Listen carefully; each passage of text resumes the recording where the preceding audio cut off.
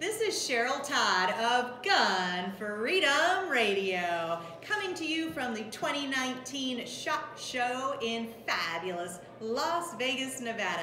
And we are excited to be sitting down today to talk with Larry Zanoff. Hello, Larry. How are you doing? I'm awesome. Thank you both so much for having me on again. Absolutely. It's going to become an annual tradition now. You know that, I'm right? I'm up for that. It gives us all a chance to sit down and rest our feet. So especially at SHOT Show, that's the most important thing, is getting a chance to sit down and rest our feet. Right? You are not kidding. So Larry Zanoff is the co-host of Hollywood Weapons, Fact or Fiction on the Outdoor Channel, and has what many of us would consider a dream job, also working at the Weapons Department of Independent Studio Services Props, with a lot of us in the biz know it as ISS. Exactly. Right? And that is the largest rental armory in the film and television industry, providing custom weapons manufacturing, actor training, on-set armorer services, safety training, and more. Holy cow. Everybody immediately out there is saying, I want to be Larry. How do I be Larry? It sounds so nice when you read it like that, too, and just list everything there, doesn't it? Well, you know, we've always struggled with that as far as, you know, how do you get into this kind of an industry? It's a very niche industry. Absolutely. Independent Studio Services is a family-owned company. It's been around since 1977. So we recently celebrated our 40th anniversary, right? Third generation is running it at this point. Hayden is going to be taking over from Greg Jr. here in a little bit, and it's a really great company to work for, and because of that niche with the weapons especially, we have a lot of fun. But there is no career path that you can follow to be, hey, I want to become a motion picture armorer. I only know one guy who was a kid that wanted to do that and actually made that dream come true. So it's a very difficult thing. You know, you need a lot of gunsmithing background. You need to be military or law enforcement always helps. A very good calm demeanor on set. The movie set is a very, you know, high pressure environment, and a lot of things, a lot of moving parts going on.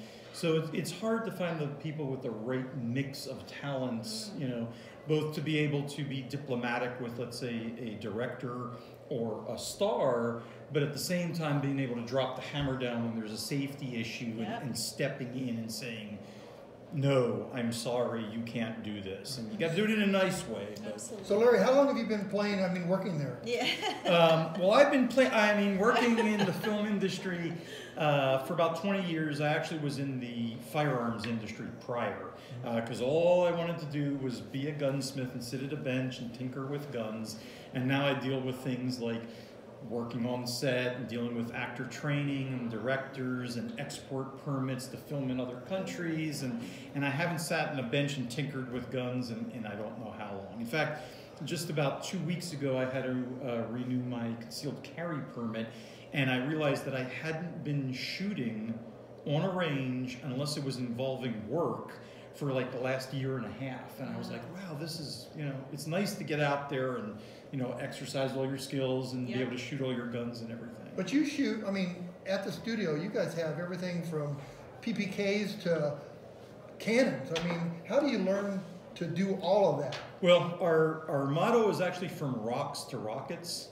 So we have things below the PPK and things way beyond the cannon. It's difficult, you know, again, there's no like class that you can go to learn. So a lot of it is like on the job training. We try to find some people that maybe we see some raw talent with, and then we give them what they need that you can't find in books, you can't find it at a school. Again, military and law enforcement training is a big help, because it gives you a little bit of background with the firearms. It gives you some structure and some discipline and being able to follow orders and things like that. But it's not mandatory. You know, we have other skilled people who, you know, just came from the movie industry, but they gravitated towards guns. So. Well, I've watched a couple of your shows, and a lot of your shows actually, and when you work, safety. And I want to thank you for that, by the way. You're welcome. Watch as many of those shows as you can. Actually, it's entertaining. It's a lot of fun. Good. But it's safety, then it's safety, and then it's, oh, by the way, safety. Safety, yeah. You know, we've been very fortunate with Outdoor Channel. They've paired up with ISS, and the Hollywood Weapons Show allows a little bit of a kind of a peek behind the curtain, a show that's literally all about behind the scenes, how you set up a test, what you do when you're on set, how we handle firearms in the film and television industry. And that has been the #1 remark that we've gotten in emails and messages and things like that. You look at it and people go, it's only a 22-minute show and it took you 3 days to film it. And then they go, but now we see why. There's always the safety is #1. Yes. We want it to be entertaining. Me and Terry both have a lot of fun working on the show, and I hope it does come across, but it is work. Right. And it's very, very, it can be stressful. We're dealing with live fire, we're dealing with real explosions. Sometimes there's aircraft, sometimes there's ships. Can't give away too much about the new upcoming season, but there's going to be a lot more of that stuff. Costumes. Lots of costumes. And we're fortunate that both that me and Terry get along very, very well together, both on and off camera, and the chemistry there is good. And Outdoor Channel has been nice enough to kind of let us run with it too. You know, Tim and Dan and John, they've all seen what the potential is on the show there, and I think we're going in a good direction.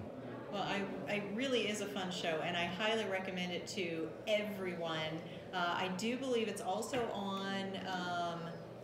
Is it on YouTube as well? Well, so what happened was season 1 and season 2 only aired on Outdoor Channel, and a lot of people on your basic cable box don't have Outdoor Channel. But I bought it specifically so I could watch Hollywood Weapons. We so appreciate that. I'm just saying it's that good. It is a fun show, but where it's really gotten us a lot more exposure is a couple months back. It went on Netflix. Oh, Netflix. And then followed up after Netflix. It's now available on Amazon Prime as well. Okay. So they're airing season 1 and 2 on both of those cable services or whatever you want to call it. Season 3 aired January 5th on Outdoor Channel, and as soon as it runs there, I believe it's supposed to go on to Netflix as well. We already have people asking us for when is it going to, season 3 going to be on Netflix, and we're going to start producing season 4 here in a couple months as well. I absolutely love it, and I mean the Outdoor Channel has tons of great, awesome content. They're fantastic. But the one that hooked me originally was your show.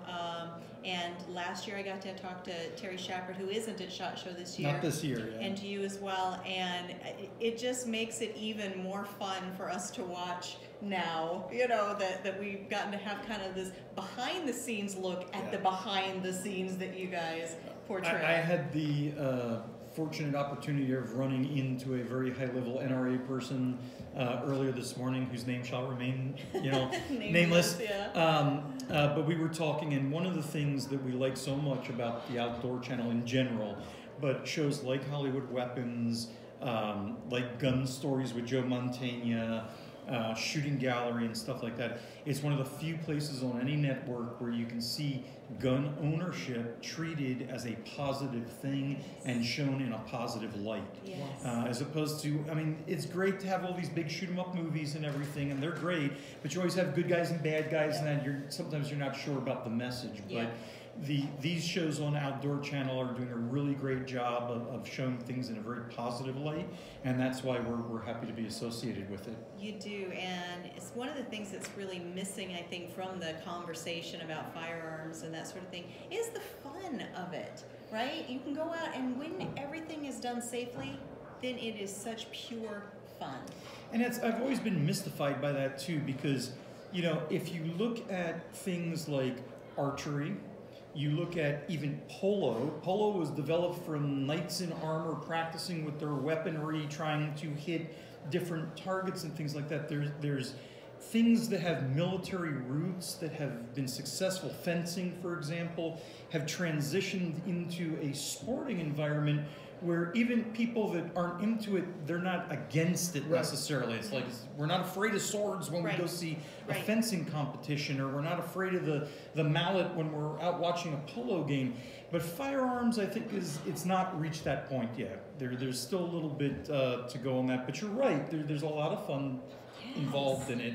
And I think the more people see that and do it themselves, that fun will spread out. It'll be a little bit more universally accepted, and the Outdoor Channel is doing a great job of putting that message out there. They absolutely are. So going back to how the two parts of your world tie together, independent studio services, props, ISS, and the Hollywood Weapons Show, Fact or Fiction, you say ISS uses the phrase "from rocks to rockets," and what a perfect person yourself to bring that to the Hollywood Weapons Show, because you guys really do. It's not just always about can a firearm have done this scene, right? And it's sort of a Mythbusters type of a show. Very, very fun, very lighthearted, very, very safe, where they'll take a scene from a movie, you'll take a scene from a movie, and you'll run Terry through the paces. Could it have happened? And it's not always a gun. Sometimes it's larger armaments. Sometimes it's explosions. I think that Tim Kremen and Dan Ram deserve a lot of the credit for coming up with that concept of that show. It is first and foremost really supposed to be kind of educational. Yes, and it is. In that we show what is really possible and what not. I was happy and feel very blessed to be asked to do it, because it is what I do. I do this on movie sets. I do this for real. We are involved in some military and law enforcement training, because of the weaponry that we have. And so to be able to take that and then put it into a show like Hollywood Weapons, I think first of all it loaned it a little bit of legitimacy. Mm-hmm. People who have seen me possibly doing interviews on like Gun Stories and other shows, they look at Hollywood Weapons and they go, oh yeah, that guy's for real. I've seen him on another show and he talked about whatever. So even though the two shows are different, Gun Stories is like a very documentary type show, and granted Hollywood Weapons is a little bit more entertaining.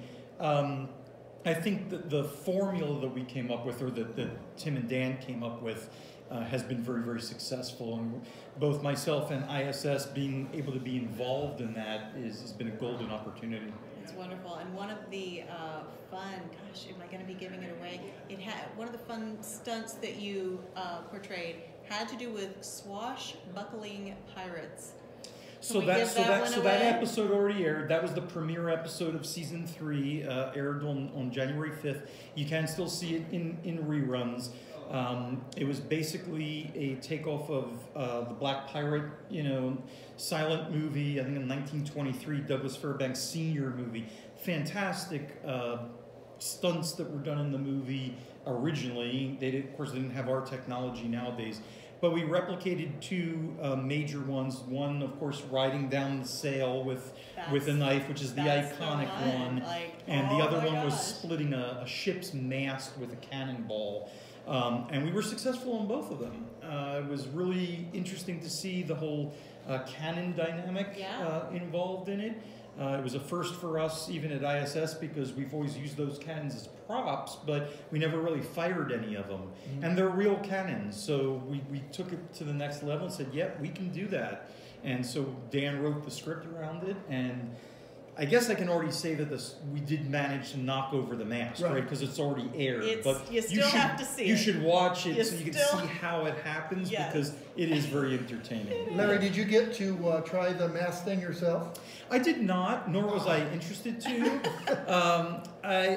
Me and Terry, again, we kind of have this chemistry, and he always puts it nicely that I'm kind of the adult in the room. Right. At first I used to take offense at that, actually, but I mean, that's the way the characters, because we're playing characters in a way, but that's not my part of the show to do that. I keep getting emails and people go like, why don't you get to wear a costume? Why don't you, something like that. Your character would probably not wear a costume. There is one incident in the last episode that aired just this Saturday that was scripted by Dan and John Carter pushed for this.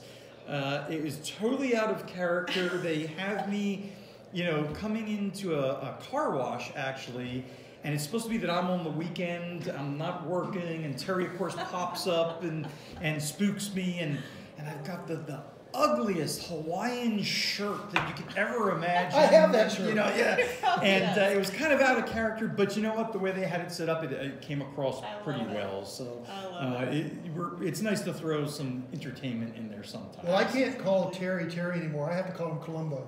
Oh, Didn't yeah. you do a fantastic He did job? Yeah. Terry, you know, first of all, he's good at acting. There's no doubt about that. But that episode, the 70s cop show Yes. episode, was actually like one of his brainchilds. We So all, good. it's such a collaborative effort on the show between everyone, but you can't always take all the ideas. And that particular one, the 70s cop shows, was his idea. And we developed it pretty well. I mean, the scene with the chips, Yes. thing, the, you know, shaps, Yeah. I mean, it was just absolutely hilarious. It came off Awesome. really, really well. And you need to watch that show because then you'll know whether or not you can shoot a .357 Magnum through a car door. It was awesome. You never know when you might need to do that, so you have to tune in. Outdoor Channel, Hollywood Weapons, and we have the answers for you. Yeah. I love it. Well, one last question here. Sure. So we're talking about, you know, with Hollywood Weapons, you are using actual live rounds, live Yep. ammunition, shooting Live actual, explosions. Yeah, live explosions, firing real cannonballs.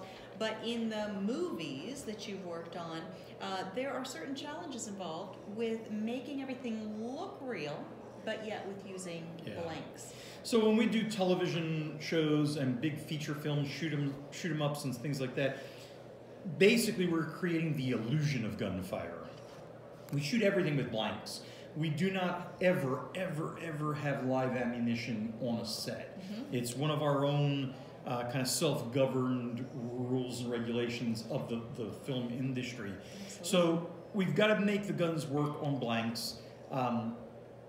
They weren't designed to work on blanks. They were designed to work with live ammunition. Right. So there's a challenge there, both a visual one to make it look like real gunfire. There's kind of a challenge with physics because, you know, when you're familiar, of course, with, let's say, a semi-automatic handgun, the slide moving back and forth, it doesn't know whether it's got a blank in the gun or a live round. All it knows is it needs X amount of energy to move the slide the 4 or 5 inches or whatever it is that it needs to move. So without a bullet, a projectile to build pressure up behind, we have to come up with a new internal mechanism that will allow it to run on blanks. The big misconception out there that a lot of people have is, well, what do you mean? You either load it with live rounds or you load it with blanks and it works just the same, right? No, it does not. And so at Independent Studio Services, we've actually come up with, or how should I put it? We've invented a whole new technology. It's not only us, there's other companies out there that do it, but our gunsmiths and our technicians, we plan out certain things. We come up with ways to trick the mechanisms into functioning reliably on blanks. And one of the interesting things about being an on-set armorer or a motion picture armorer is, and I can say this because I come from the real world, you know, involving weapons as well. If you're in law enforcement or you're in the military or private security or whatnot, and you're carrying a firearm, and you get into a gunfight, and your firearm malfunctions because of bad ammunition or the weapon got dirty or, you know, who knows what it might be, you're trained to clear the malfunction and keep on with the fight. In a film, when we're filming something, you know, you could have helicopters overhead, you could have special effects explosions going off. It takes 4 or 5 hours to reset all of that. It's hundreds of thousands of dollars in time to get that done. So if you've got all this going on and then the scene goes wrong because the gun jammed or malfunctioned, Yeah. the actor's not trained to clear it, nor do we want them to. We don't want to see a malfunction, you know, on camera. Right. It creates a situation where we're actually striving for more reliability on a film set than you even would in the real world. And a It's lot a of little odd, but That it's is the so truth. And a lot of the actors, they've never handled a gun before, except in the movies.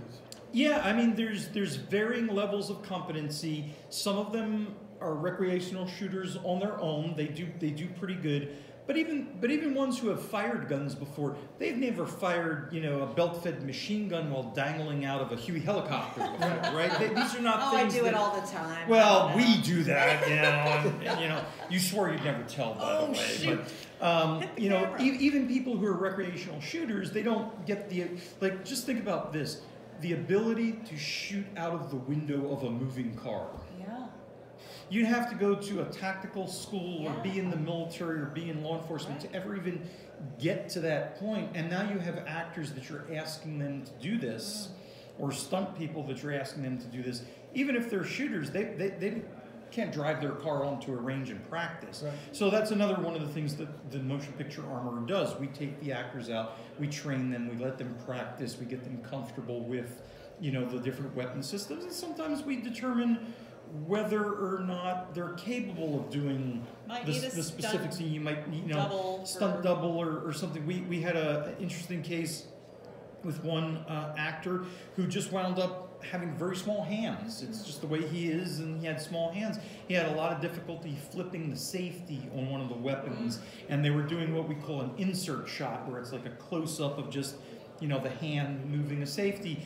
And we had to use a double who wound up being the armorer. So the armorer gets into wardrobe because you see the sleeve or the watch, and it's that armorer's finger flipping the lever back and forth. And then does he get a film credit then, the armorer? Yeah, somehow that never happens, I keep telling Dan on Hollywood Weapons, he calls me with, asks me questions, and I'm like, do I get a writing credit for this? Am I still just the armorer? I like it. What's going on with that? I like how you But at the end of the day, it doesn't really matter, because I think last year when you were so gracious to ask me on, I mentioned this. Making a film or a television show or whatever is like building a mosaic. Every department, every person, every position spends hours just polishing one little stone. That's their one stone in the mosaic.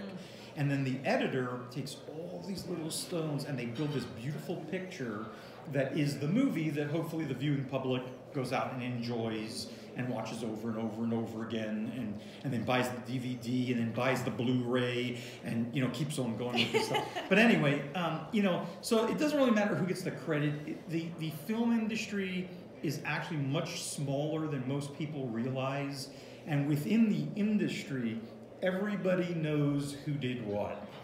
And so when you film something and you didn't get the credit, because you can look on like our IMDb pages. Usually you don't get a credit until you're like a member of the crew and you've been out on set for 16, 17 weeks or whatever. If sometimes the armorer comes in for what's called day playing, and he's there for one day out of 16 weeks, you're not going to get a screen credit from the company for that. But everybody knows, hey, that one stunt when the parasail flew through the air and they did a flip with the Mac 10, that was you out there running that, right? And you can say that. And so that's kind of where we get our repeat customers from. So out of all the guns that you've worked with, what's been the most difficult for you to set up for blanks? To set up for blanks, I would say the Desert Eagle is the most challenging mechanically because of the gas system and all the things that we have to do to it. By the same token, we've developed a way of doing it that's very reliable. And visually, when you see it, as far as a handgun goes, it's probably the most spectacular too. Big handgun, lots of muzzle flash. But as far as guns in film being the most difficult, I'd have to say that there was a show where I was dealing with a Japanese matchlock, and there is no such thing as a blank for black powder guns. You're still pouring powder down the muzzle, you still have to put a wad in, we're just not loading a lead ball. And man, I'm glad they invented better things than matchlocks, because we wouldn't be able to fight wars, with those. It's amazing what they were able to do with those back in the day. Yeah, absolutely. Well, we've got to wrap up. This has been so much fun. Thank you so much for... Thank you so much for having me. It's always good seeing you guys. Absolutely. I think our feet have recovered a little bit. Maybe we're ready to hit it and get back out there. Maybe you are. I don't know. I am. I just need another checkbook, Cheryl. Yeah, no, you're on probation from... Can I get a checkbook?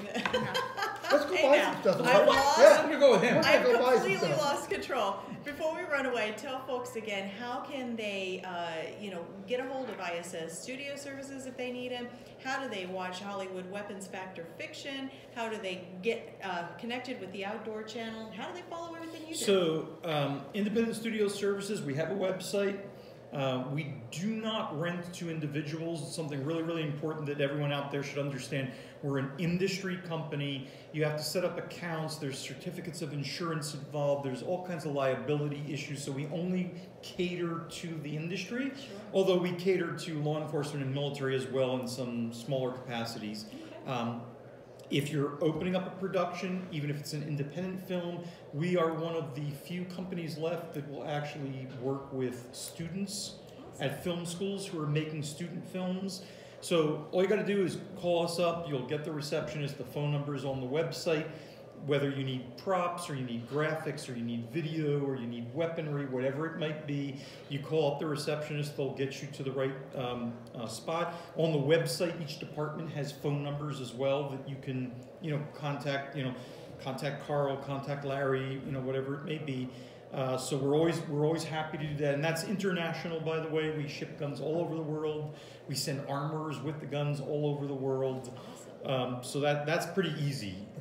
As far as Hollywood Weapons goes, it's on Outdoor Channel. I think the new run episodes run every Saturday at this point, and then throughout the week they have reruns. You can see it also on Netflix, which has been a great boon for us, as well as on Amazon Prime at this point. More importantly than where you can see it is the show itself is based on viewer input. We want to hear your ideas. We want you to call in and get onto the Outdoor Channel website. There's a place where you can leave comments about Hollywood Weapons. You can make suggestions. This next season coming up, we're going to have kind of a new segment, which is really, really exciting, where we're actually going to read off suggestions from different viewers. And if your suggestion got picked and we actually tested, you might get a ball cap or a t-shirt, that says Hollywood Weapons. So we really are dependent on you guys, not only because, it gives us different options, but we want to give you what you want to see. So if we don't hear from you, we're just going to do what we want to see, right? But which you'll still like anyway, believe me. But please, write in, leave emails, things like that, and then it's a little bit more interactive and a lot more fun. Oh, I love it. That's fantastic. Thank you again so much, My Larry pleasure. Zanoff. Thank you very much. Larry, thanks for what you do. Danny, thank you. All right, stick around. We have much more coming up from the 2019 SHOT Show in Las Vegas with Gun Freedom Radio.